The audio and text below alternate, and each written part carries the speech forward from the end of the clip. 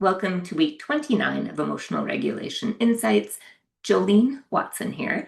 Today, we're continuing on the theme of talking about conditions or states. And today, I'm going to talk about the state of determination, which is very goal-oriented. And a state does require emotions. So if you just say, I'm feeling determined, but you don't understand what emotions are required, it's really hard to get your desired outcome. And I'm going to give you an example from last year. I set a pretty big goal for myself in January when I was doing my resolutions. January 1st, I said I wanted to lose 25 pounds. I had a wedding coming up in July, which of course involved the cats, and I had a honeymoon coming up in November. So I was motivated to lose 25 pounds for the wedding, 40 pounds in total for the honeymoon. Now, how I did that required a lot of emotions, which led to the actions needed, and I did achieve my goal. First emotion that I experienced, of course, was doubt. Never done this before, not sure. So how do you overcome doubt? Curiosity.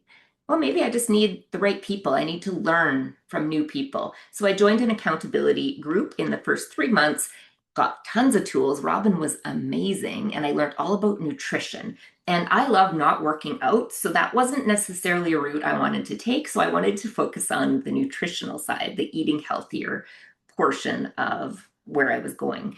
And I got into smoothie bowls right away. And smoothie bowls, by the way, are a super healthy version of ice cream. I bought a Ninja Creamy. You put only healthy ingredients in. I love things that are cold, so it worked well for me, and I still have one once a day in place of a meal. Intermittent fasting worked for me, so persistence, I did that every day. Mediterranean diet worked for me, did that every day. Persistence seems like a great emotion, but if it's something that's not working for you, it's not the best emotion to utilize. So for an example, I loved a particular kind of cereal. I was gaining 1 pound a day eating that cereal.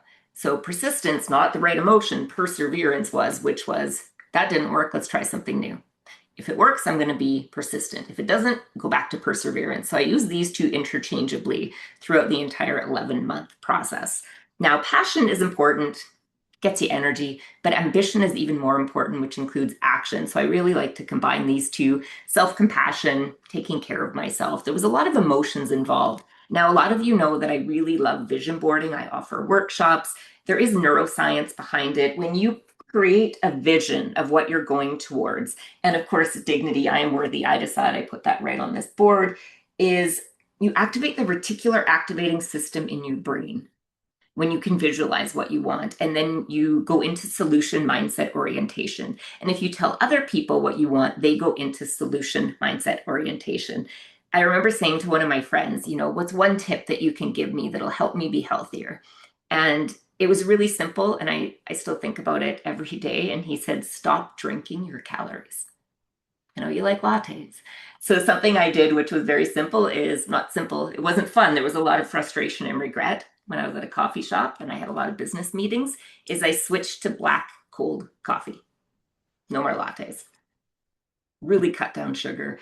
So again, it wasn't fun, but the emotions of self-compassion, persistence, perseverance really is what helped me achieve my goal. Have you ever set a really big goal? What was your state? More importantly, what emotions were required so that you could do the right thing?